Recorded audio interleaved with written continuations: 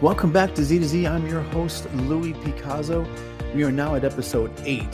If you're a first-time listener to this podcast, we are a franchise podcast that is focused on providing information for Z's by Z's. So today we are continuing the Back Office Zombie series. And I purposely did not bring on a guest to the show. I wanted to tackle the continuation of our BOZ episode. Some of you are thinking, what's a BOZ episode? That means Back Office Zombie. And hey, maybe the term might catch on if your wife or husband or good friend tells you, hey, don't be a BOZ, you'll know what that means. Anyways, as I said, I wanted to tackle this episode on my own for a couple of reasons.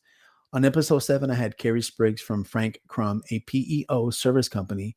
We spoke about how most small business owners don't have the time or the expertise to manage all of the back office aspects of their franchise business.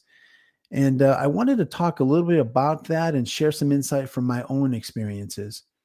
And second, back on episode 7, I asked our listeners if they had any questions of their own or questions about my previous episodes to send them my way. Well, they did. So today I'm going to answer a few questions. I didn't mention this before, but if you send a question or a comment, and if you're following Z2Z on your favorite podcast channel, go to www.z2z.com, that's Z2ZEE.com, at the About Us page, and send me a note with your questions or comments. And if I use them on the show, I'll send you a $10 e-gift card for Starbucks. So make sure you have your email address listed. So take notes. It'll help you avoid becoming a BOZ. So let's get started. So I wanted to continue with our BOZ series myself because one of the reasons that was that I wanted to answer questions that I received from our listeners. I was really excited to see that I had a few questions from listeners, so I wanted to take some time to answer them as best as I can. Then we're going to jump into a few points that I want to cover related to our BOZ series, Back Office Zombie. So our first question comes from Liana from New York City metro area, and she asked, what does a transition look like from employee to franchisee? Well, I call that the great transition. And really, you're going to have to be self-reflective on this one. Moving from a secure position, you're having a check guaranteed every couple of weeks, to not having a check guaranteed every couple of weeks, is can take a toll on you, and you have to make the right decision to make sure that that's what you want to go. That's the end game for yourself, right? And not only for yourself, but your family. So, so there's going to be a lot of personal and professional things that you're going to go through. You're going to ask yourself. I think you just sit down and really focus on these. I have like 7 points here. So one of the points is review your traits and skills. You got to understand what you're going to bring into the game. A franchisor is going to want to know what your skills are, what your background is, and find that fit within that particular franchise that you're in, might be interested in. Okay. So that's going to be an important thing. And also really important is your financially preparedness. Are you financially able to make that transition from your corporate job to your business, a franchise business? And that's one thing that you're going to have to talk, not only that through yourself and your accountant, your CPA, but with your family as well. You want to make sure that there's going to be some hard times and there's going to be some transitions happening. And so are you willing to make some adjustments in your family and how you live? So that's one thing you got to take a look at.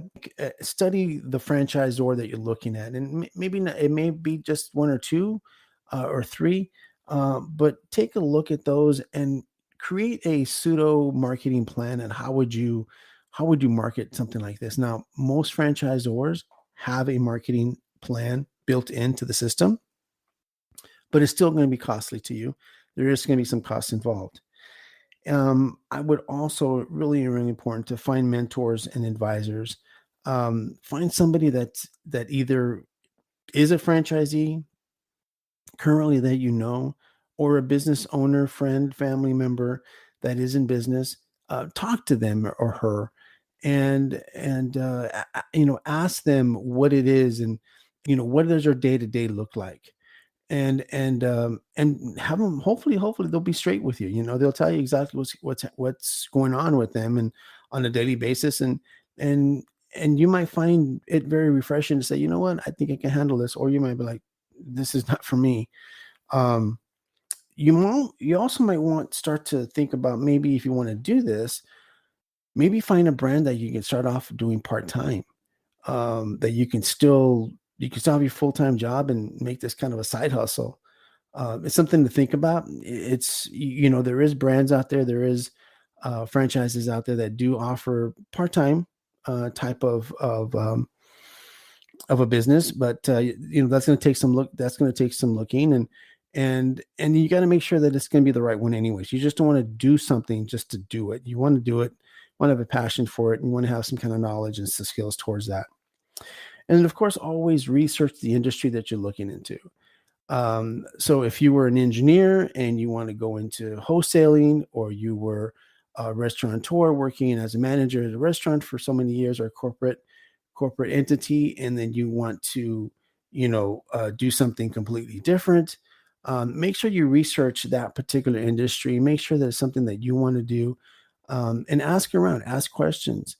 Actually, what I did is I would actually walk into those particular types of businesses that I would be interested in going, and I would walk in and I'd talk to, if not the manager, the owner, depending on who was there.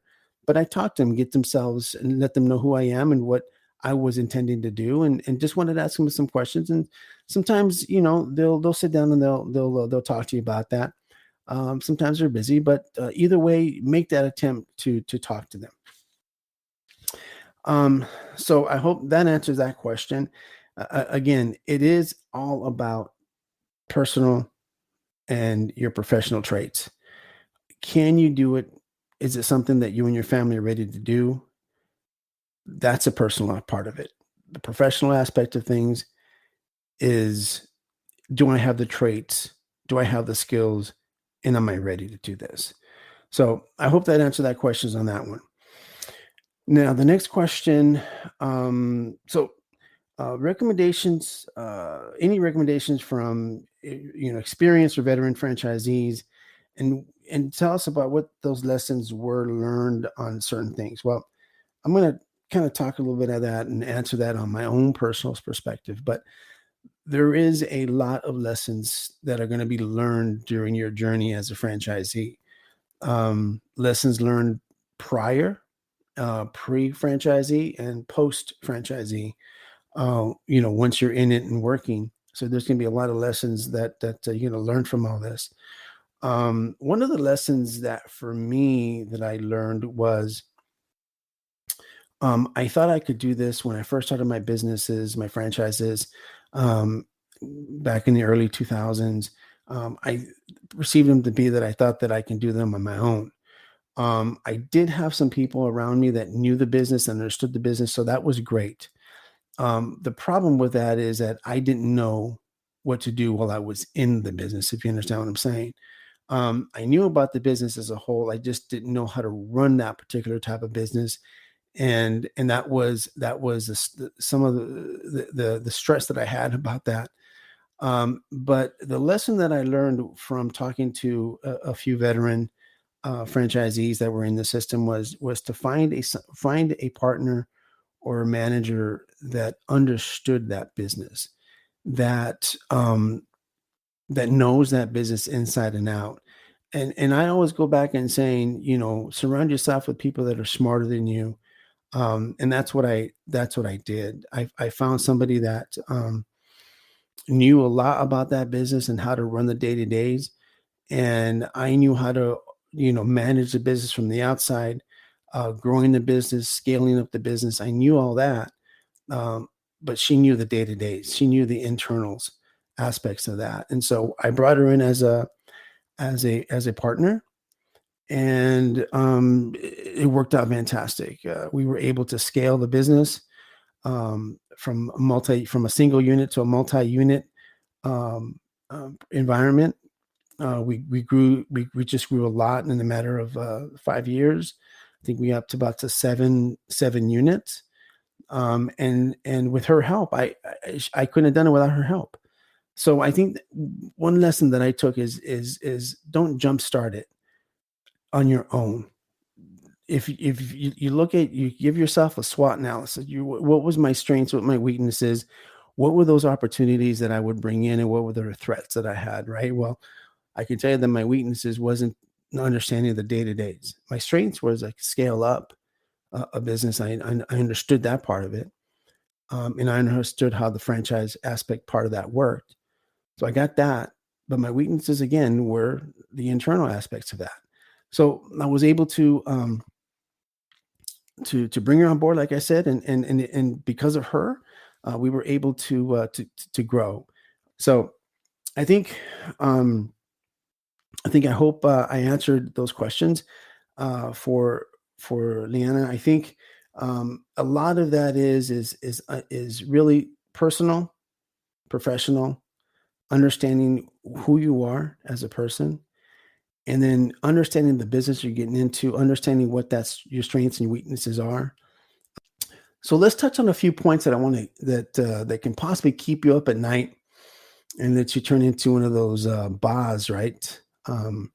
And we all don't want to be a back office zombie. Obviously, it's important to read the FDD, but if you don't feel comfortable with doing it yourself, then hire a franchise searcher to help you. And also communicate with any and all current Z's that you have in the system, and ask them those financial questions, and that they can really honestly relay only to you, right? So, so those, I mean, it's important again to look at the FDD, make sure that you understand it, make sure you read it, make sure you had a professional read it as well. Okay. So, now, one of the things is work on a business plan, and that's one of the things that I didn't do initially when I first started. I didn't write a business plan. I wasn't directed to write a business plan. I think it was just assumed that I was going to write one, but I never did. And I just kind of went off of it, and that was another lesson learned there as well. But eventually, I did, and eventually we got back on track, and we were able to secure locations and scale the business as we planned it. But one of the things is if the business is not working on paper, then it's not going to really work in reality. You can turn those numbers upside down, sideways, up and down, and everything. But if it's not working out to the numbers that you want to see and your expectations are for that particular business, for that particular brand, that franchisor, then it's really not going to work in reality. There's two types of business plans. There's a business plan that you're going to create, you're going to make for the widget that you're going to produce from scratch. And then there's a business plan that's a franchisee based business plan that you're starting from a franchisor that's already established. All that you got to do is just follow the model, right?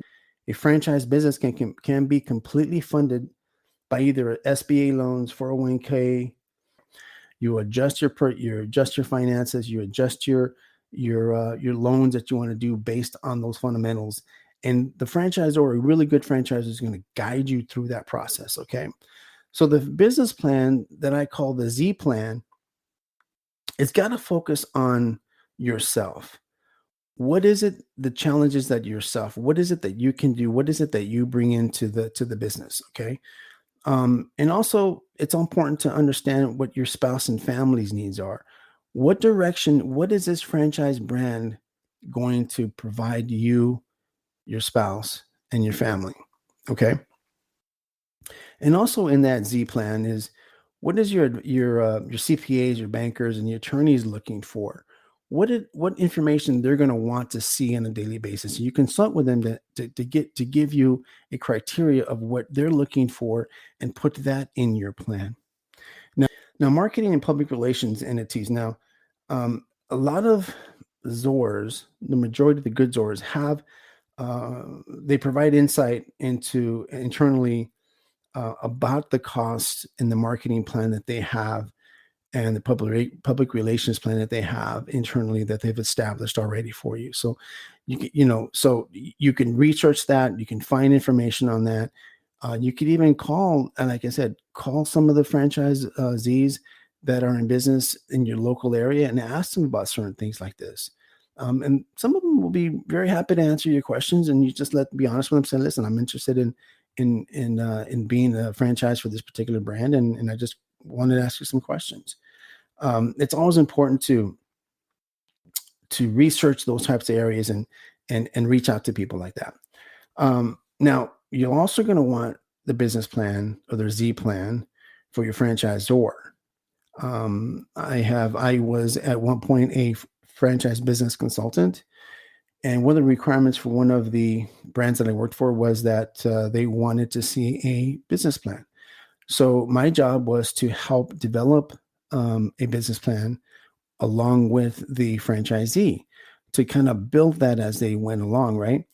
And tweak it and add things and remove things, and so having that Z plan for your franchise Zor it's important. You may or may not need it for them, but either way, you're going to need one for yourself.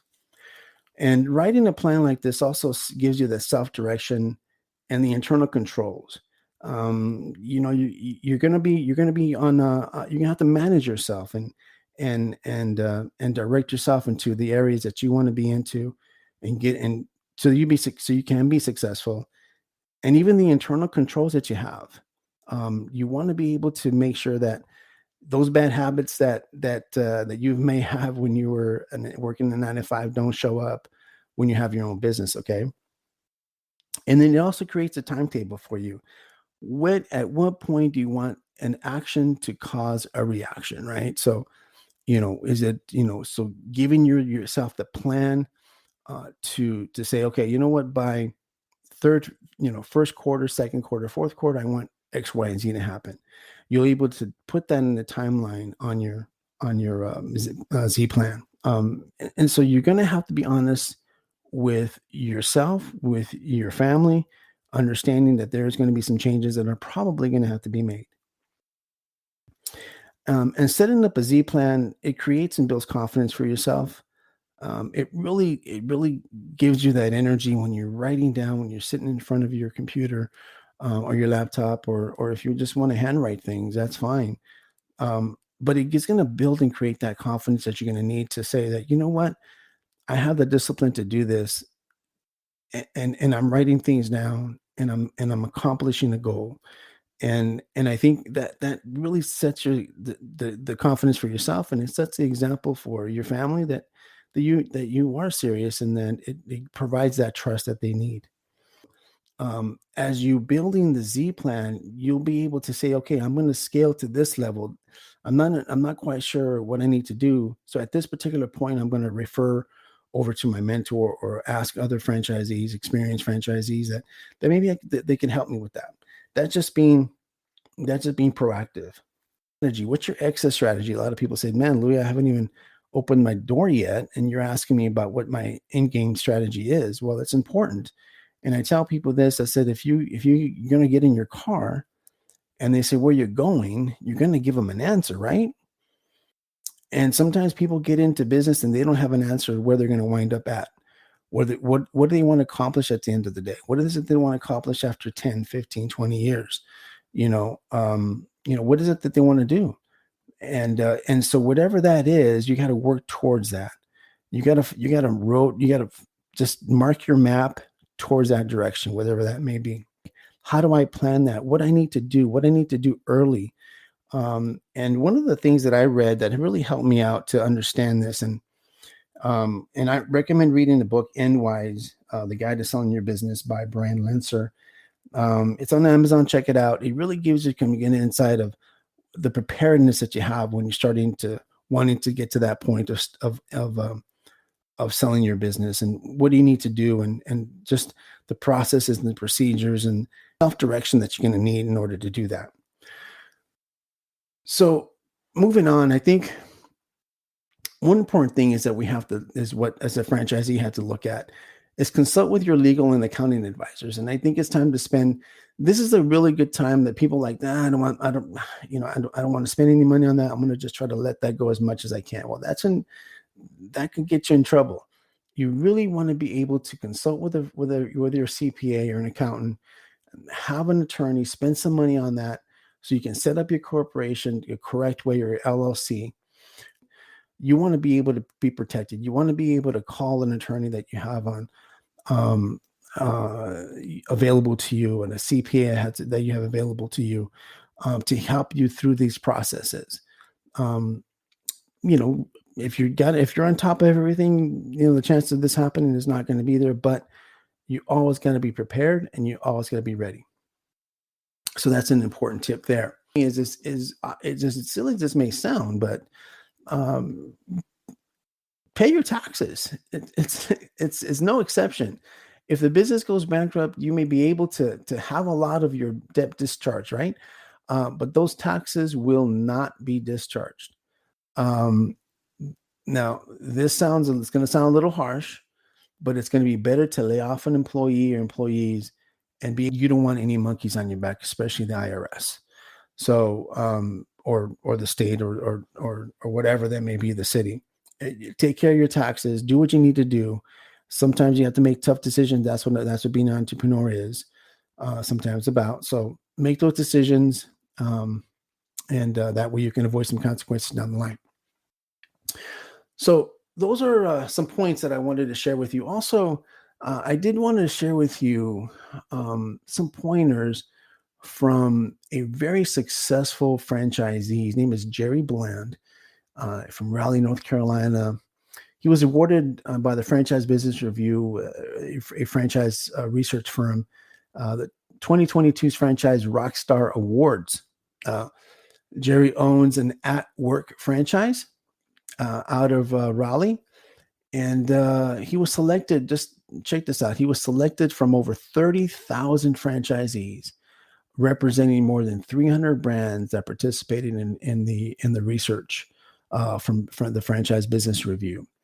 So he brought us some pointers. I think there's 7, 8 of them here that I wanted to share with you that made him successful. And so we'll start here with he says, one, be a planner. Have a plan for your business and personal life. Share it with your staff and your family, along with the progress report and the activities and sacrifices required to achieve your objective on a daily, weekly, monthly, quarterly, or annual and annually. He also says to make a financial plan, ensuring you have a financial plan and work through that plan with an account professional quarterly and annually, just like we spoke about earlier, and making adjustments along the way. Okay. He mentioned about setting expectations. He recommends discussing the short-term sacrifices required to launch the franchise business, and setting expectations with your family. And then really looking at what that means in terms of your time and your schedule. So again, it's very important. You can't discount your family when you're making this decision to become a Z. Also, he said, invest in good employees. Hire the right people, the right person for the right situation, and invest in them early, and don't settle or cut corners. And also, he said, use your time wisely. As a franchisee, time management has been the foundation for his success. And then take the time to network and build relationships with successful people. So really surround yourself with successful people that have done and accomplished a lot within the franchise industry. It's good to get to know them and understand what they do and how they got there. And then last but not least, he said to strive for a work-life balance. Ensure your plan important time spent outside of work to have that balance. And also to prioritize wellness and getting enough sleep each night, and eat healthy, and foods, and exercise, right? So this comes from a guy who 30,000 of his peers said that this guy was doing a great job. So we really want to take to what he says to heart. As a new owner, you'll have a lot to deal with for the first year or so. So I mean, we talked about budgeting, forecasting, monitoring, and managing performance, and all these things that you're going to have to do in the back office. But you want to be able to really understand these and delegate these as much as you can, because again, you're going to become a boss, and you don't want that, right? So ask yourself this: how can I set up a structure to support me in this role? as an entrepreneur, as a franchisee, and who can help me support, who can support me? Who are those folks that I have around me that can support me through this process?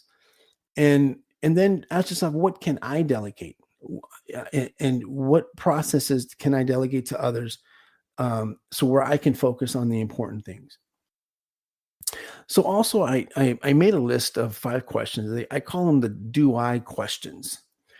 So these are the 5 questions. And do I have a long-term goal for the wealth that I aim to build through my franchise ownership? Do I have a plan for how much debt I will repay in each of the next 3 years and how much additional financing I may need for expansion, equipment, etc.? And do I have the budget for adequate sales and marketing activities?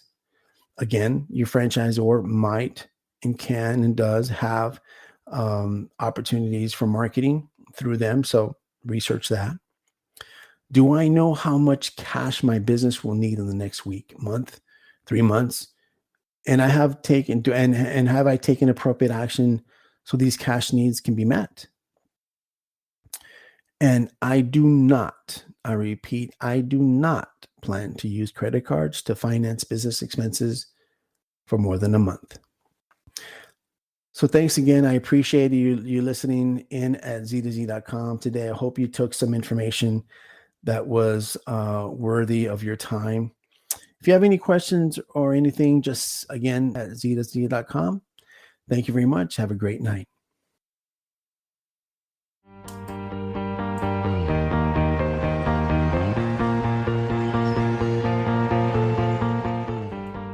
Thanks for listening. If you are a franchisor or Z looking for more information on how you or your Zs can stop being that midnight zombie, email me at info@z2z.com. That's info@z2z.com. Or you can DM me directly on Facebook or LinkedIn. As always, you can check out all of our current and previous podcast episodes on www.z2z.com. That's Z2ZEE.com. You can also find us on your favorite podcast channels on Z2Z. Please don't forget to subscribe and follow us. As always, I'll leave you with one of my favorite quotes. The best preparation for tomorrow is doing your best today. Thank you. Until next week.